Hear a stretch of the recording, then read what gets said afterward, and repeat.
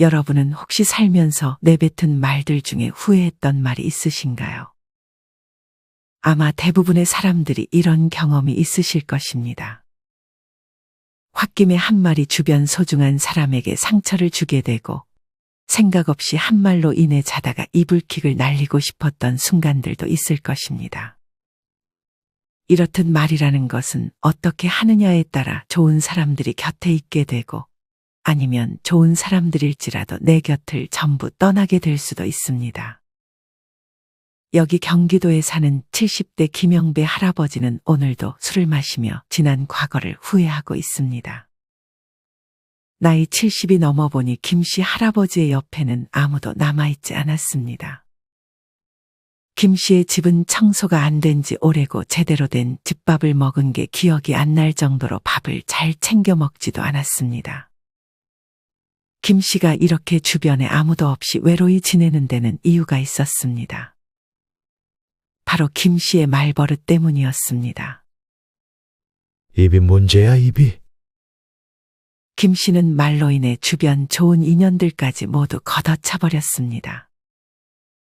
그런 김씨에게는 그간 어떤 일이 있었을까요?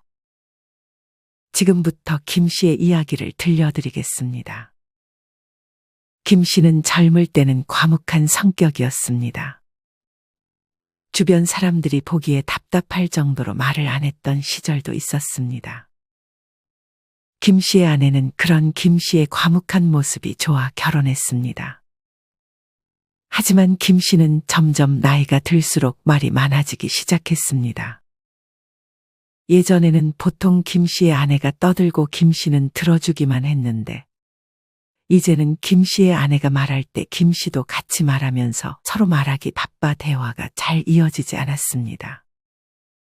나이 들수록 말이 많아진다더니 사람이 그렇게 달라질 수가 없다니까. 김씨의 아내는 지인을 만나 김씨의 변한 모습에 대해 얘기했습니다. 김씨는 고집도 점점 세져 대화할 때 특히나 지지 않으려는 모습을 보이기도 했습니다. 김씨의 달라진 성격을 40년 지기 친구 한씨도 점점 눈치채고 있었습니다. 김씨에게 한씨는 유일한 친구였습니다. 젊었을 적부터 내성적인 성격의 친구가 별로 없었고 워낙 밖에서 활동적인 성격도 아니었기에 새로 친구를 사귀지도 않았던 김씨였습니다. 김씨는 그냥 친구는 한씨 한 명으로 충분하다고 생각했습니다. 하지만 김씨는 한씨를 오래됐다는 이유로 점점 더 편하게 대하기 시작했습니다. 그러다 보니 김씨는 한씨에게 상스러운 말들을 자주 했습니다. 김씨는 습관처럼 말 한 번 할 때마다 상스러운 말들을 뒤에 붙였는데 한씨는 점점 그런 김씨의 말이 듣기 힘들어졌습니다. 장난스럽게 한씨가 김씨에게 지적해도 김씨는 한씨의 말을 귀담아 듣지 않았습니다. 한씨가 보기에 김씨는 자신이 상스러운 말이 습관이 됐다는 걸 의식하지 못한 듯 했습니다. 이때부터 한씨는 김씨에게서 돌아서기 시작했습니다. 그래도 만난 기간이 있어 한씨는 가끔 김씨를 만나 술 한잔 마셨지만 한씨가 김씨를 떠나게 된 사건이 하나 있었습니다. 김씨와 친구 한씨는 불행히도 정치 성향이 달랐습니다. 둘은 술을 마시며 정치인 한 명을 두고 평가를 하기 시작했습니다. 당연히 그 정치인이 속한 당을 지지하던 한씨는 그 정치인을 좋게 평가했고 다른 당을 지지하던 김씨는 또 한 번 상스러운 말을 해가며 해당 정치인을 과도하게 비난했습니다. 하지만 어릴 때부터 말을 잘했던 한씨를 김씨는 말로 이길 수 없었습니다. 김씨는 토론에서 증거시 분해 갑자기 해당 정치인의 외모에 대해 비난하기 시작했습니다. 한씨는 그런 김씨의 모습에 흥분하지 않고 웃어 넘겼습니다. 하지만 그런 한씨의 모습에 분했는지 김씨는 한씨가 정치 얘기를 그만하자는 말에도 계속해서 정치 얘기를 꺼냈습니다. 당연히 그런 김씨의 모습을 한씨는 좋아할 수 없었습니다. 한 씨는 그래도 상대편 정당이 잘한 것이 있으면 칭찬도 해주고 자기가 지지하는 정당이라고 무조건 지지하지는 않았습니다. 하지만 김 씨에게는 그런 것보다 자기가 지지하는 정당의 말이 무조건 옳고 상대는 전부 틀렸다고 생각했습니다. 정치 얘기 그만하고 요새 뭐 따로 취미 활동하는 건 없어? 정치 뉴스 보는 게 취미지. 시원시원한 말할 때마다 속이 다 시원해. 한 씨가 자꾸만 말을 돌리려 했지만 김 씨는 그런 한 씨를 약올리기라도 하듯 정치 얘기를 꺼냈습니다. 이날을 계기로 한 씨는 김 씨의 연락을 더 이상 받지 않았습니다. 김 씨는 한 씨가 연락을 받지 않자 무슨 일 있는 줄 알고 연락을 시도했지만 한 씨는 그 이유를 알려주지 않았습니다. 김 씨는 스스로 영문도 모른 채 가장 친한 친구 한 명을 잃었습니다.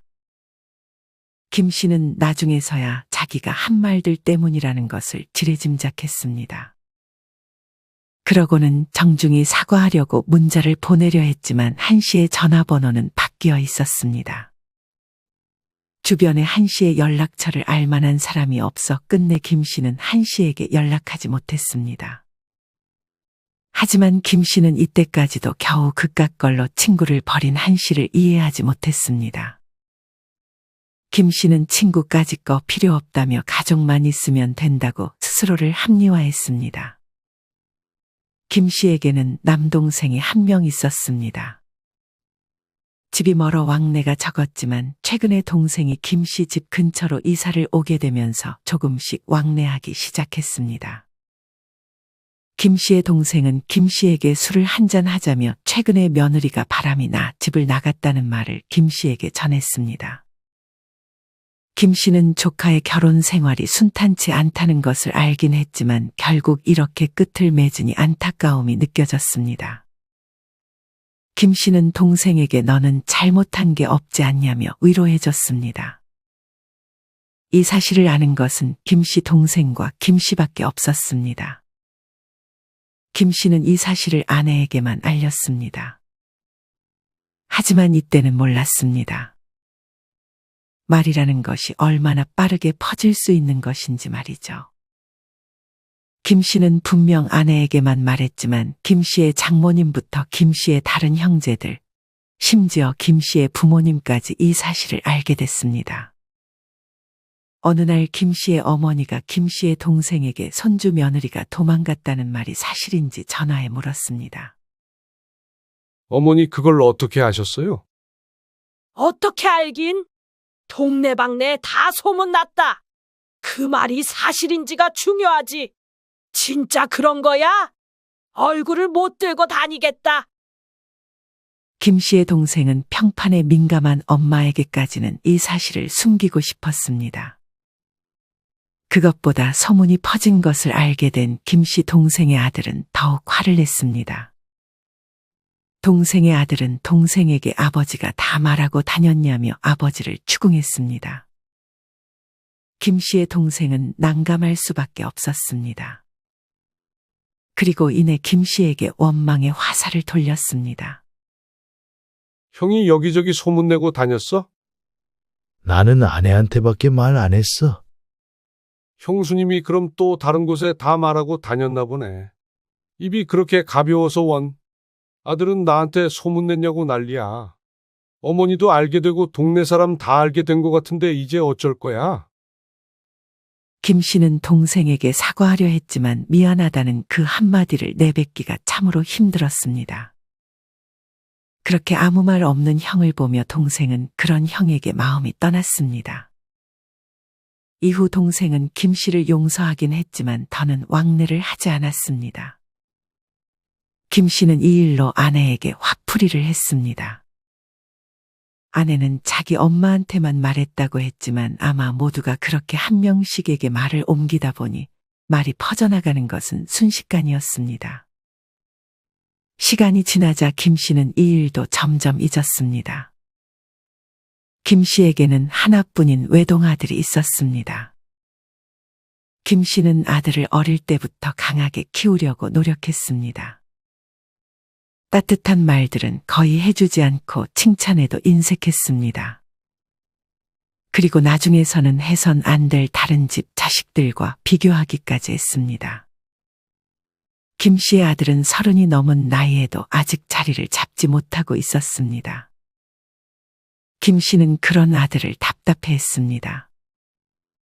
네 또래 다른 집 자식들은 다 회사 다니고 결혼도 했는데 넌 언제 독립해서 살 거야? 사실 이날은 김 씨의 아들이 회사 면접에서 불합격 통보를 받은 날이었습니다. 안 그래도 예민했던 아들은 김 씨의 그 말을 듣고 화를 참지 못했습니다. 아들은 김 씨에게 소리치며 방에 있던 캐리어를 꺼내 옷을 챙기기 시작했습니다. 같이 있던 김 씨의 아내가 말렸지만 아들은 자신의 행동을 멈추지 않았습니다. 당신 빨리 사과해요. 김 씨의 아내는 당장 김 씨에게 사과하라고 했지만 김 씨도 자존심이 있었고 그렇게 하는 게 오히려 아들에게 도움이 될 거라고 생각해 사과하지 않았습니다. 내가 사과를 왜 해? 네가 짐 싸면 어디 갈 데는 있고. 김 씨는 또 한 번 말로 아들에게 상처를 남겼습니다. 아들은 김 씨를 노려보며 캐리어를 들고 집을 나갔습니다. 아들은 이후 집에 한 번도 들어오지 않고 김 씨의 연락처를 차단한 듯 했습니다. 그제서야 김 씨는 정신을 차렸는지 아내에게 말 좀 잘해달라고 했지만 김 씨의 아들은 어머니와 조금씩 연락할 뿐 김 씨와는 일절 연락을 하지 않았습니다. 시간이 흘러 김 씨는 아내에게서 아들이 취직에 성공했고 결혼식을 올릴 예정이라는 말을 들었습니다. 김 씨의 아들은 결혼식이 있기 얼마 전 아버지에게 연락했습니다. 하지만 김 씨는 오히려 그런 아들에게 서운한 감정이 있었습니다. 아들의 입장에서 생각하려 하기보다 자기의 마음을 알아주지 않는 아들을 원망했던 것입니다. 결혼식을 무사히 마치고 김 씨는 아들 며느리와 밥을 먹으며 서운했던 감정을 내비쳤습니다. 그런 김 씨의 모습에 아들은 억지로 미안하다고 했습니다. 이때 김 씨는 아들과의 관계가 좋아졌다고 생각했는지 하지 말아야 할 말을 또 한 번 하고 말았습니다. 네 나이대 부부들은 다들 돈도 열심히 벌어놨을 텐데 넌 언제 돈 모아서 아이 낳고 할래? 뒤처지지 않으려면 아껴 살면서 부지런히 모아. 김 씨가 한 말의 의도 자체는 나쁜 것이 아니었지만 남과 비교하는 말 습관을 이날도 김 씨는 고치지 못했습니다. 이 말을 들은 김 씨의 아들은 표정이 굳어지며 얼른 식사 자리를 마무리하고 집으로 돌아갔습니다. 아내는 김 씨에게 실수를 했다고 눈치를 줬지만 이미 꺼낸 말은 주워 담을 수 없었습니다. 그날 밤 김 씨는 아들에게 전화를 시도했지만 다시 한번 아들은 김 씨의 번호를 차단했습니다. 이날이 김 씨가 아들을 본 마지막 날이었습니다. 겨우 그런 말 때문에 아버지와 연락을 안 하냐고 생각할 수 있지만 어릴 때부터 누적돼 왔던 비교하는 말이 김 씨의 아들에게는 큰 상처가 되었던 것이었습니다. 김 씨는 그렇게 아들과 거의 연이 끊어지다시피 했습니다. 김 씨는 이때까지도 자신의 말과 행동을 돌아보기보다는 주변을 탓했습니다. 그러고는 세상에 그냥 아내 한 명만 있으면 된다고 생각했습니다. 그래도 아내와 하루 종일 같이 있을 수는 없어 김 씨는 처음으로 무언가를 배우러 주말에 복지관으로 향했습니다. 김 씨는 남들과 어울리는 성격이 아니었지만 걱정과 달리 그곳에 좋은 사람들도 있었고 무언가를 같이 배울 수 있다는 사실이 흥미로웠습니다. 김 씨는 복지관에 가서 탁구도 배우고 외국어도 배우며 또래 사람들과 어울리기 시작했습니다. 사실 김 씨는 이때 아파트 청소 일을 하며 남은 빚을 갚고 있었습니다. 김 씨에게는 아직 아파트 대출금이 남아 있었고 은퇴 후 퇴직금으로 자영업에 도전했지만 반년 만에 문을 닫아 빚이 더해졌습니다. 김 씨는 그래도 운 좋게 아파트 청소 일을 할 수 있었고 평일에는 일을, 주말에는 복지관을 다녔습니다. 복지관 사람들과 이런저런 얘기를 하다 김 씨는 자기도 모르게 은퇴 후 차린 가게가 잘 안 돼 빚이 있다는 얘기를 했습니다. 그러면서 경제적으로 힘들다는 말을 했는데 주변에 있던 사람들이 김 씨가 말할 당시에는 고생 많았겠다며 안쓰러워하는 말들을 건네더니 점점 김 씨를 무시하는 듯한 행동을 하기 시작했습니다. 점점 어떤 얘기를 할 때 김 씨를 빼놓고 얘기를 하기도 하고 김 씨의 옷차림에 대해서도 수근거리기 시작했습니다. 옷을 저런 걸 입고 나오네요. 그래도 좀 깔끔하게 하고 다니시지. 귀가 밝았던 김 씨는 그 말을 듣고 자기도 한 소리 하려고 했지만 괜히 더 비참해질 것만 같아 그냥 못 들은 척해야 했습니다. 그리고 소문이 퍼졌는지 강사들마저 김 씨에게는 대충대충 가르쳐 주기도 했습니다. 김 씨는 그제서야 자신의 결점을 거리낌 없이 드러낸 것을 후회했습니다. 이후 김 씨는 더는 복지관에 나가지 않았습니다. 김 씨에게는 이제 정말 아내 말고는 주변에 아무도 남아있지 않은 듯 했습니다. 이때부터 김 씨는 아내가 집 밖을 나가는 것을 싫어하기 시작했습니다. 내성적인 김 씨와는 달리 외향적이었던 김 씨의 아내는 모임만 무려 7개 정도 가지고 있었습니다. 그래서 거의 매일 외출하기 일쑤였습니다. 김 씨는 이제 친구도 안 만나고 복지관도 안 가니 집에만 있는 시간이 길어지자 아내에게 집착하기 시작했습니다. 또 나가? 그렇게 나가서 돈을 다 쓰면 빚은 다 언제 갚아? 천천히 갚아 나가면 되죠. 저도 나가서 알바하잖아요. 새삼스럽게 왜 그래요? 그야 혼자 있으면 심심하니까 그러지. 하지만 아내는 그런 김 씨의 말에도 모임을 계속 나갔습니다. 김 씨가 집에 있는 시간이 길어지자 김 씨는 아내와 다투는 날이 많아졌습니다. 하지만 김 씨는 항상 아내와 싸울 때 이혼하자는 말을 쉽게 꺼내는 버릇이 있었습니다. 초반에는 아내도 그냥 하는 말이라고만 생각하고 참았지만 계속 싸울 때마다 이혼하자고 하니 정말 이혼이 하고 싶어졌습니다. 이날도 모임을 가는 것을 두고 다투다가 김 씨는 또 한 번 이혼하자는 말을 꺼냈습니다. 그렇게 자꾸 나갈 거면 이혼해. 혼자 살면 당신 나가든 말든 신경 안 쓸 테니까. 그래요, 이혼해요. 밥 차려주는 것도 지긋지긋했는데 잘 됐네요. 이때도 김 씨는 자기의 자존심을 굽히지 않았습니다. 김 씨는 아내가 설마 진짜 이혼을 하겠다고 할 줄 모르고 이혼 서류를 가져와 도장을 찍으라고까지 하며 강경하게 나갔습니다. 김 씨는 이혼 서류를 들이밀면 아내가 겁낼 줄 알았지만 아내는 정말 이혼 서류에 도장을 찍었습니다. 아내의 말을 들어보니 언니의 집에서 머무르려는 것 같았고 이미 이혼 준비를 모두 끝내놓은 것 같았습니다. 서류를 들고 같이 법원에 가자는 아내의 말에 김 씨는 이런저런 변명을 하며 법원에 가는 것을 피했습니다.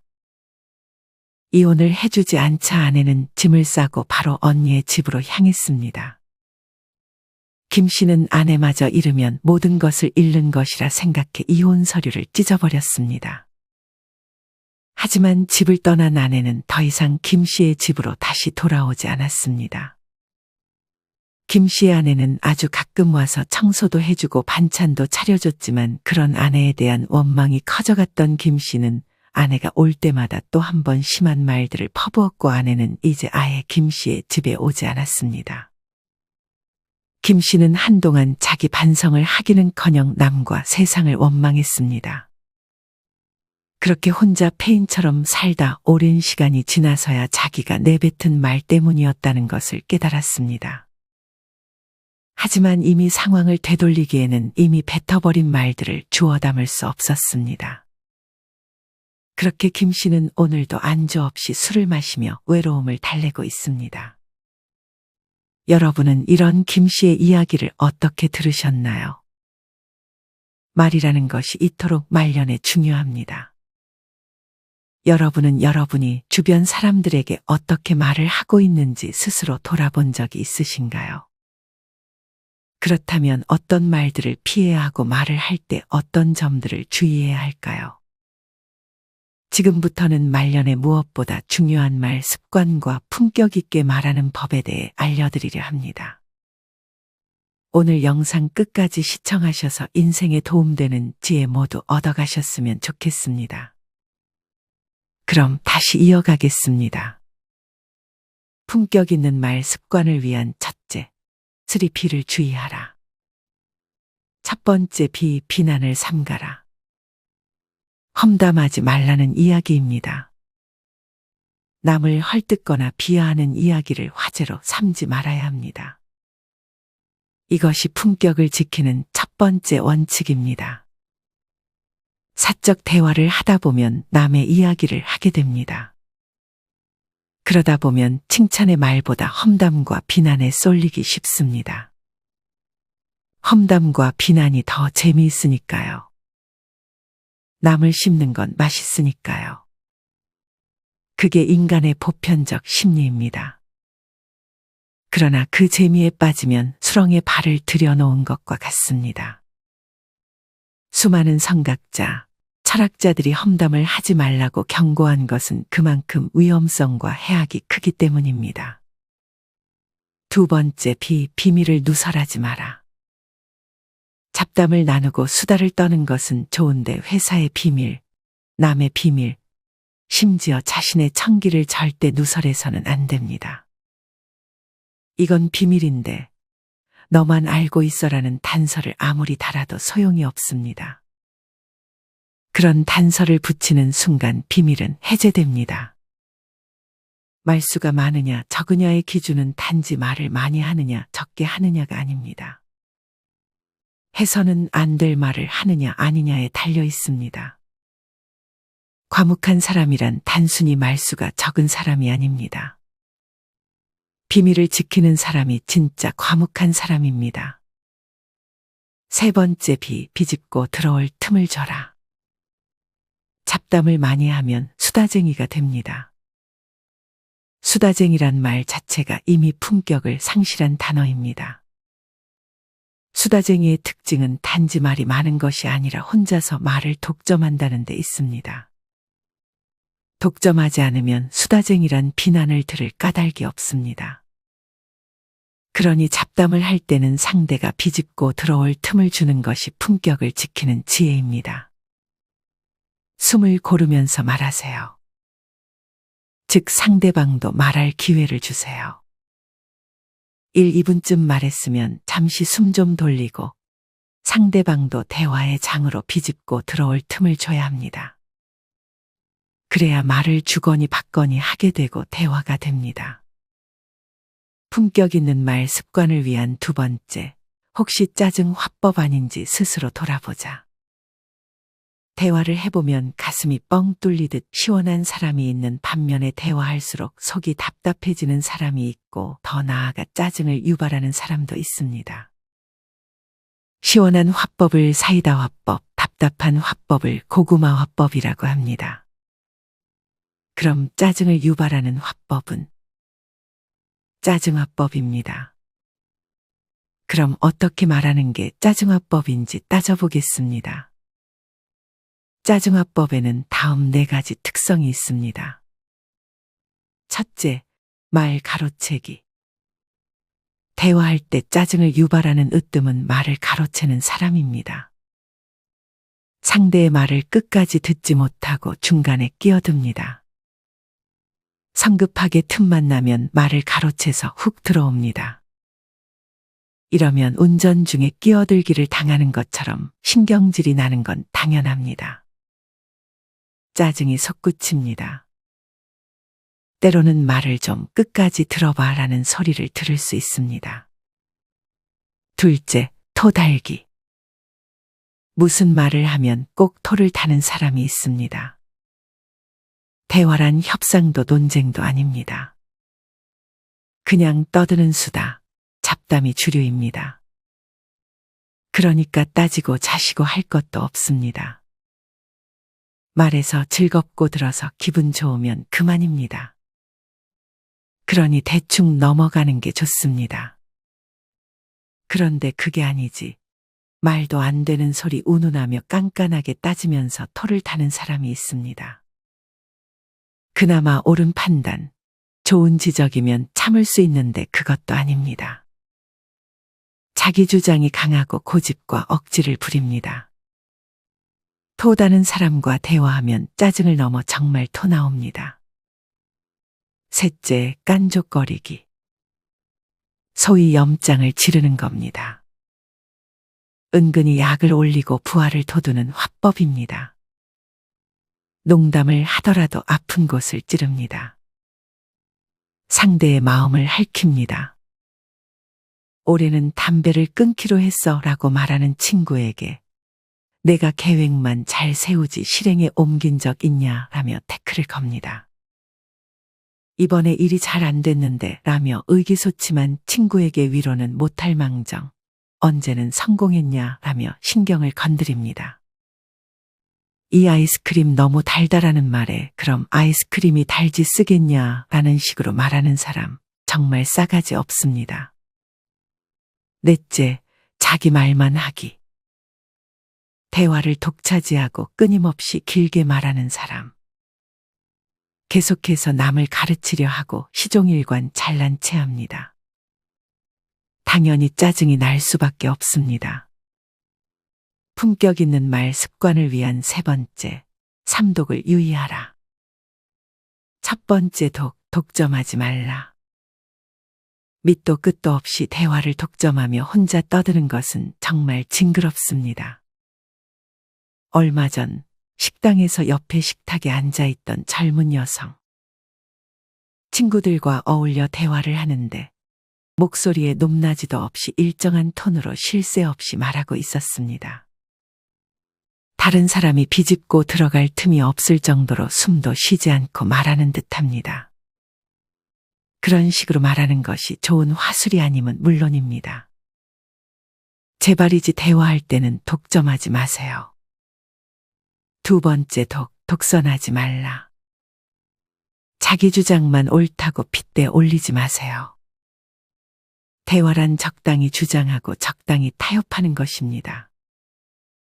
설령 상대가 좀 빗나간 말을 하거나 의견이 다른 말을 하더라도 일일이 따져가며 옳고 그름을 심판관처럼 말하면 누가 좋아하겠습니까? 그건 잘난 것도 아니고 탁견을 가진 것도 아닙니다. 특히 정치에 관한 이야기를 할 때 독선적인 사람을 많이 보게 됩니다. 우냐 좌냐에 따라 상대를 아예 적군 대하듯이 눈까지 부라리며 핏대를 올립니다. 자기 생각만 옳다고 하면 자연스럽게 독선에 빠지고 결국 불통이 됩니다. 고집불통. 세 번째 독설하지 말라. 성질이 그러니까 이혼했지. 성깔이 그러니 승진을 못했지. 대화 중에 상대방에게 밀린다 싶었는지 그렇게 쏘아붙이는 사람을 봤습니다. 이쯤 되면 막 나가자는 것입니다. 같은 말을 해도 독하게 말하는 사람이 있습니다. 상대에게 상처가 되도록 아프게 찌르는 사람이 있습니다. 인상과 어조에서부터 도끼가 묻어나옵니다. 대화는 말을 부드럽게, 내용도 부드럽게 하는 게 좋습니다. 대화에서 당신이 밀린다 싶으면 밀려주는 겁니다. 대화를 나눈다는 것이 생사를 거는 것도 이기고 지는 게임을 하는 게 아니지 않습니까? 도끼를 품고 악다구니 써서 설령 이긴다 한들 결과는 뭡니까? 품격만 깎이고 정만 생기는 것이죠. 품격 있는 말습관을 위한 네 번째, 꼰대 소리를 피하려면 참갑이나 주소를 기억하라. 참견하지 말자. 나이를 먹는 동안 경험이 많아졌고 인생살이의 험한 꼴도 많이 보아온 탓인지 나이든 이들은 쓸데없는 걱정과 노심초사가 많습니다. 그러니 후배나 젊은이들을 보면 알게 모르게 콩나라, 판나라 하게 됩니다. 쓸데없는 참견, 그것이 바로 꼰대의 대표적인 언행이니 삼가자는 것입니다. 가르치려 하지 말자. 참견하다 보면 자연히 가르치게 됩니다. 설문조사에 의하면 꼰대의 특징 첫째가 참견하기를 좋아하며 허세가 있고 가르쳐 주기를 좋아한다고 합니다. 그건 그런 게 아니라며 훈계합니다. 우리 젊은 시절과 비교해보면 요즘 젊은이는 똑똑해도 너무 똑똑한데 무얼 가르치겠습니까? 괜히 품격만 떨어뜨립니다. 비난하지 말자.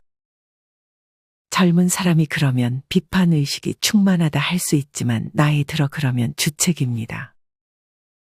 남 탓하고 비난하는 말이 많아지면 바로 꼰대 짓을 하고 있는 것입니다. 비난의 강도가 높을수록 품격의 수준은 더 떨어집니다. 나 때는 말이야라고 말하지 말자. 이런 말을 자주 하면 꼰대의 말버릇이 들은 것입니다. 그래서 젊은이들이 라떼 커피에 빗대어 라떼 이즈 홀스라며 빈정거리는 것입니다. 나 때는 말이야라며 옛날 이야기 하기보다 미래에 대하여 말할 줄 알아야 품격 있는 사람이 됩니다. 주절주절 말을 많이 하지 말자. 자고로 늙으면 지갑은 열고 입은 닫으라고 하지 않습니까? 주절주절 말이 많아지면 젊은이들은 귀를 닫을 것이요. 소통은 물 건너갑니다. 따라서 대화의 주도권을 젊은이에게 넘겨주고 조용히 경청하는 일이야말로 매력 있는 어른이 되는 지름길입니다. 소리를 높이지 말자. 나이 불문하고 말을 할 때 목소리가 커지는 것만큼 품격은 낮아집니다. 원래 우리나라 사람들은 목소리를 높여 말하는 습성이 있는데 젊은이가 큰 목소리로 말하면 힘차고 열정적으로 느껴지지만 나이 든 사람이 그러면 주책 없고 개념 없는 것으로 받아들여집니다. 따라서 의식적으로 목소리를 낮추는 화법을 구사해야 할 것입니다. 이어서 말할 때 주의해야 할 3가지에 대해 알려드리겠습니다. 첫 번째, 화술보다 심술. 즉 말을 잘하려면 기술과 요령을 발휘하기 전에 마음보부터 바르게 가지라는 의미입니다. 이것 하나가 수백 가지의 화법의 바탕을 이뤄야 좋은 말을 할 수 있다고 확신합니다. 원래 심술의 사전적 의미는 짓궂게 남을 괴롭히거나 남이 잘 되는 것을 시기하는 못된 마음, 온당하지 않게 고집을 부리는 마음입니다. 그러나 저는 말하는 기술, 즉 화술과 관련의 심술을 2가지 의미로 활용하라고 권합니다. 첫째는 말을 할 때 사전적 의미 그대로의 못된 마음, 즉 심술을 부리지 말라는 부정적인 의미입니다. 둘째는 화술이 말하는 기술이라면 심술은 마음의 기술이라 해석하여 화술을 발휘하기 전에 마음 씀씀이, 마음가짐부터 선하게 가져야 한다는 긍정의 의미입니다. 화술의 대칭어로 그렇게 의미를 부여한 것이니 원래의 뜻을 따지지 말고 그대로 받아들여 마음에 담으면 큰 도움이 될 것입니다. 화술보다 심술을 강조하는 것은 말이란 마음의 표현이기 때문입니다. 자고로 언유심성이라고 했습니다. 말은 마음의 소리요, 울림입니다. 그러니 아무리 교묘하게 말의 기술을 발휘해도 정말로 심술을 부리려 하거나 악한 마음을 가지고 말한다면 결코 좋은 말이 나오지 않습니다. 소리는 번지르르 할지언정 그것에서 느끼는 감정이 좋을 리가 없습니다. 그러니 대화에 성공할 수 없습니다. 말할 때 주의해야 할 2번째, 천천히 말하기. 말을 천천히 하라. 매우 상식적인 것 같지만 매우 유용한 규칙입니다. 말버릇이 원래 빠른 걸 어떡하냐고요. 천천히 말하기를 타고난 사람이 아닌 한 처음에는 의식적으로 말하다가도 나중에는 자신도 모르게 말을 빨리 하는 경우가 많습니다. 그럼 어떻게 한다? 왕도는 없습니다. 말을 천천히 하는 것이 얼마나 효과적인 화술인지를 깊이 인식하고 대화하는 과정에서 수시로 말을 천천히 하자고 다짐하면서 말의 속도를 조절할 수밖에 없습니다. 그것이 습관화될 때까지 말입니다. 그럼 말을 천천히 하면 어떤 효과가 있을까요? 첫째, 말을 천천히 하면 목소리가 낮아지고 정중하게 됩니다. 이건 뭐 설명할 필요도 없이 여러분도 충분히 수긍할 것입니다.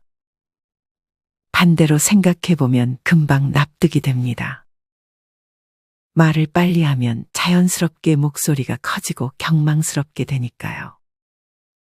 둘째, 말을 천천히 하면 감정이 조절됩니다. 말을 빨리 하면 자기도 모르게 감정이 솟구치게 되고 그러면 말도 더 빨라지는 악순환에 걸립니다.